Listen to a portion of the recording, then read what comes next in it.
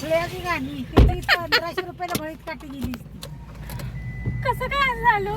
अगं ते काय माहिती का तिथवर बोलत होतो का मी पिनकोड मारायच्या अगोदर ते एक आकडा पडला 1601 झालं असं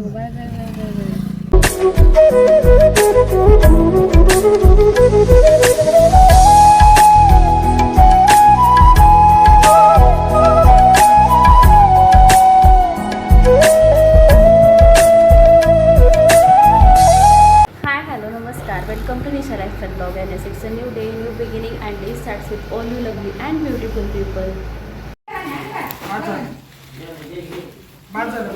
इथं शेंगा आणल्यात मम्मीने ते आता दोघं जण डिवाइड करायलात मावशींच्याकडे निम्म्या आईकडे निम्म्या.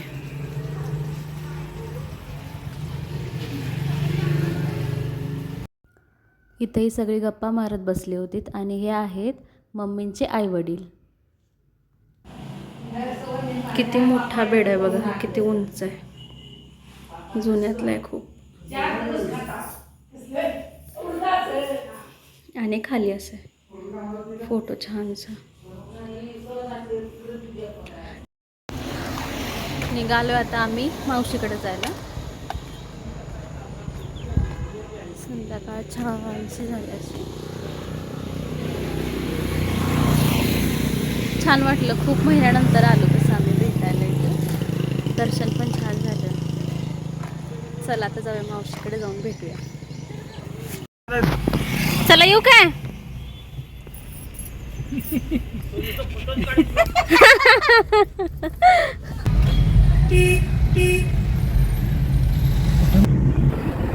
हे बाळूमामांचं मंदिर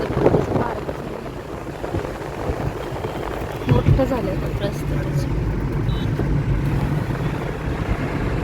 हे बघा आहे मंदिर बाळूमामांचं आदमापूर.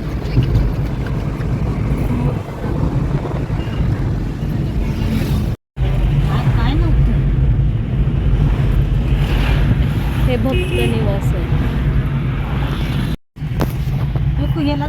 बाळूमामांची मूर्ती मुरगुड मध्ये आलो आता. रोड पण चांगला की इथला.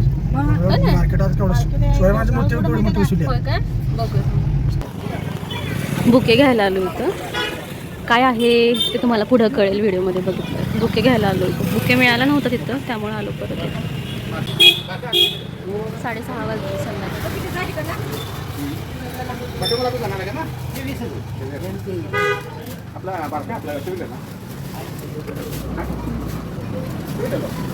जरा म्हणजे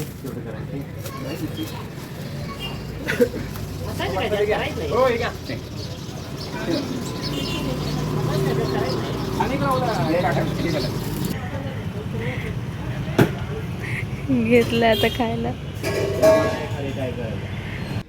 आम्हींची तर खूप वेळ वाट बघत बसलो होतो, आत्ता येतील मग येतील. पण त्यांनी 160 रुपयाच्या ऐवजी भरपूर पैसे पाठवलेले असं काहीतरी झालं होतं. मग ते सांगतायत ते पुढं आता नक्की काय झालं होतं ते. छळ्याची गाणी किती 1500 रुपयाला भळीत काटी गेली. कसं काय झालो?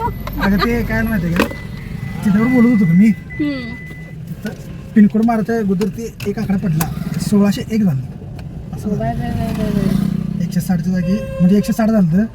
पिनकोड मला वाटलं पिनकोड वरती खाली चालू झाले वाटतं, तर ते एक एक्स्ट्रा पडला होता. अगं ते काय माहितीये काय वडील शेतकरी तरी ते चांगलंच म्हणायचे. आता कोणतरी म्हणणार काय आम्ही कुठं काय पाठवलं नाही, आमच्याकडे आलेच नाहीत असं. त्याची सगळी माहिती डिटेल्स घेऊन आलो मी. कुठला आहे ते इथलं आहे सोनाळीतला बरोबर. तरी चांगलेच म्हणायचे. वडील दूध घाला गेलं त्याच्या वडिलांनी सांगितलं त्यानं, म्हणजे गुन्हावर गेले ते पैसे त्यांच्या वडिलांच्या स्कॅनरला गेलं अकाउंटला. त्याचं अकाउंट नाही काय माहित नाही मला. पोरगं पालला शिकायला गडिंगलच पाल. आमच्या मठातलेच किती येतात ते त्याचं वडील. होय का? मग तुम्ही ते म्हणाले काय? हा रमेश नाव त्याचं आहे. मम्मी मला सांगा तेच किती आहे मग? रमेश कोरे. हा तेच रमेश दा. तुम्ही नशीब चांगले होते. जेवायला वाड्या नव्हता काय ह्याच्यात खिरीचे पात्र कळालं. बोलते त्याचा सोनाळीचा. हा सोनाळीचा. आता निघालोय असं काहीतरी आपलं तरीच म्हणलं आम्ही काय शिकायला लागलायस ते बोलण्यातच शिकायला मग त्याचं पोरगा आहे ते मला ते आता सवयच मी आहे तशी. दवाखान्यात त्यामुळे गेले. मिळाला. तिथे मी दुकानात गेला असता त्याने मला ओळखलं असेल पोरग्यानं ओळखली असती. तुम्ही आतच बसला वय काहीच पाणी नाही बघ. मी म्हणतो धरणं पाण्याला नाही तरी पण फोर्स आहे की पाण्याला किंवा पाण्याला फोर्स आहे म्हणजे पावसाळा म्हणलं असणार की तेवढं. हे बघा छोटसा पूल आहे तिथं पण वेदगंगा नदी हे ह्या पुलावर पण पाणी येते आम्ही चालत असं कुठनं कैऱ्यानं जायचं अकांच्या घराकडं. या आलो आता मावशींच्या घरी. हे आहे त्यांचं घर मोठंच्या मोठं आहे. हे त्याकडेच नाही ह्याकडे पर्यंत आहे. लांबीला पण तेवढंच आहे आणि रुंदीला पण तेवढंच आहे. हे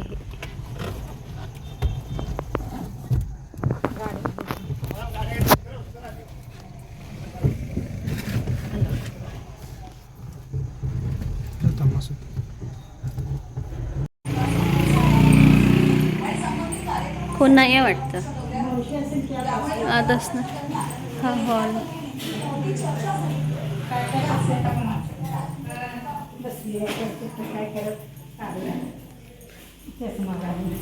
हळूहळू माझं छानसं परड आहे. अंधार पडला की हा किती छान. होय आत्ताच आलो जस्ट. होय किती छान केले मम्मी हो गवताचं. काय बंगाली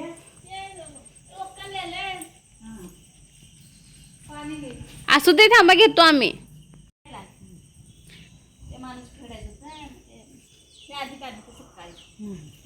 आता आलं जरा काढलं उद्याने मानलं एक दिवस जाऊन दुसरी दिवशी बंद कसं यायचं. पण ते छान वाटले तेवढंच.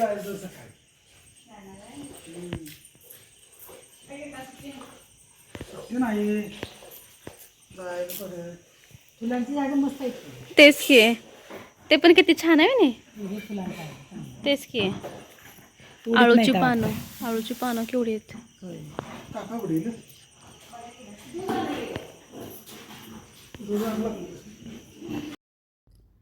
ही आहेत मम्मींची मोठी बहीण.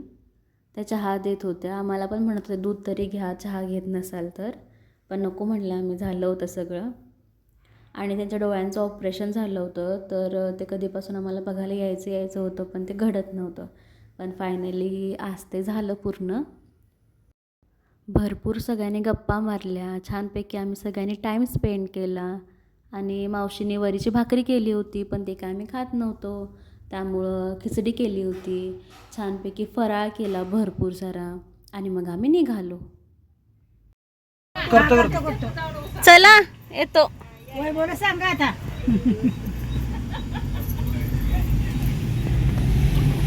हा 10 वाजले निघायला तिथनं.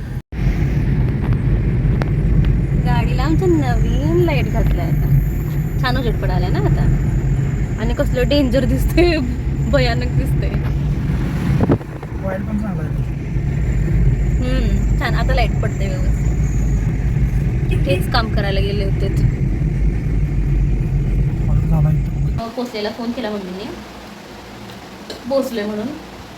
आता बसले जरा निवांत. म्हटलं आता ब्लॉगचा एंड करूया. मम्मींचा तासभर झाला त्यांचे किस्से सगळे सांगत होते. त्यांच्या बालपणापासूनचे बहिणींच्या सोबतचे वगैरे सगळे ते किस्से सांगत होते. ऐकत तास कधी निघून गेला ते काही कळालंच नाही. पण छान वाटलं. खूप दिवसांपासून जायचं होतं मावशीनं बघायला पण आमचं पण काय ना काहीतरी सुरू होतं. काय ना काहीतरी मध्ये येतच होतं त्यामुळं जायला नव्हतं मिळालं. पण फायनली खूप दिवसांपासून जो प्लॅन आम्ही करत होतो तो फायनली सक्सेसफुल झाला आहे. ॲक्च्युली मागच्या आठवड्यातच आम्ही ह्यासाठी लवकर आलो होतो हो ना. ह्यासाठीच आम्ही लवकर आलो होतो की आम्हाला गुरुपौर्णिमा तिकडे जायला मिळेल या हेतूनच आलो होतो. पण ते काय झालंच नाही. पण परत आठवड्यानं त्यात झालं काम सगळं सक्सेसफुल. हां म्हणजे त्यांना आणि बाकीचं पण कामं करणार होते ते गाडीची. पण म्हटलं आता नको म्हणलं राहू दे सोडा नंतर म्हणजे नेक्स्ट टाइम जेव्हा येऊ तेव्हा आपण किरकोळ जी आहेत ना गाडीची काय ते मग ते म्हणले नंतर काम करतो. नाही तर तसं जर का म्हटलं असतं ना गाडीची कामं तर मग ते दिवस गेला असता. कारण ते लाईट फिटिंगलाच इतका वेळ झाला ना त्यांना यायला. मला वाटतं सकाळी ते बायकांना सोडायला गेले राहणार गाडी घेऊन आलेत खिचडी खाल्ली तेच गेले होते. किती 10 वाजले असतील ना हां 11 वाजता. 10:30 मॅक्झिमम, कारण बायकांना सोडायला गेलं 9:30 वाजता, 9:30 पावणे 10 वाजता आलेत. 15 मिनिटातच खाल्लेत. ते मला विचारलं काय काय करायचं प्लॅनिंग वगैरे. म्हटलं तुमच्यावर बघा मग. ते म्हटले बघूया आधी टाईम किती होतं. तरी होय नाही करत त्यांना 4 वाजले यायला. 4 वाजले ना. 4:30 वाजता इथं पण निघालो गुडाळला. मग त्यांनी निम्या वाटत असताना मला फोन केलेला की दोघी पण आवरून बसा आणि मी आल्यावर लगेच निघूया म्हणून. मग आवरून बसेल दोघी पण. आल्यावर त्यांनी पण आवरले 5 मिनिटात आणि लगेच निघालो. तिथनं माझी गुडाळला गेलो, गुडाळमध्ये बसलो 1-2 तास आणि त्यानंतर मग मावशीकडे गेलो. मावशीकडेच आम्हाला जास्त वेळ थांबायचं होतं, टाईम स्पेंड करायचा होता, कारण तिकडं जास्त जायला म्हणजे आम्हाला नाही मिळत. गुडाळ कंतेवाडी होतोय म्हणजे काही ना काहीतरी म्हणजे योगायोग येतोय गुडाळ किंवा कंतेवाडीला मावशींच्याकडे जायचा. पण भडगावला असं जाणं जास्त होत नाही. त्यामुळे आता मावशी म्हणणार, सोना मावशी म्हणणार हा की इथे येऊन गेली आणि माझ्याकडे नाही आले. आता त्या मला माझ्यासोबत भांडायला लागतील की तिकडे गेलं नाही इकडं का नाही आलं. पण तसं नाही, वेळच नव्हता. आम्ही 4:30 वाजता बाहेर पडलो, पोचलो तासाभरानं गुडाळमध्ये, तासभर तिथं बसलो.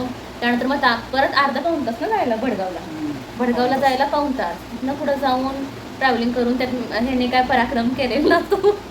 त्यात 15-20 मिनटं सहज निघून गेली. त्यामुळं वेळच झाला तिकडं. मग गेला थोडं बोलणं करणं, पलीकडे जाऊन यायचं मावशीकडं. त्यामुळं सगळं वेळ झालं यायला. पण छान झालं, छान गाठीभेटी झाल्या सगळ्यांच्या. छान वाटलं खूप दिवस. तर हा ब्लॉग मी इथं सेंड करते. तर भेटूया उद्या पुन्हा एका छानशा नवीन ब्लॉगमध्ये. हा ब्लॉग जर का तुम्हाला आवडला असेल तर प्लीज लाईक करा, शेअर करा, कमेंट करा आणि सबस्क्राईब करायला तर अजिबात विसरू नका.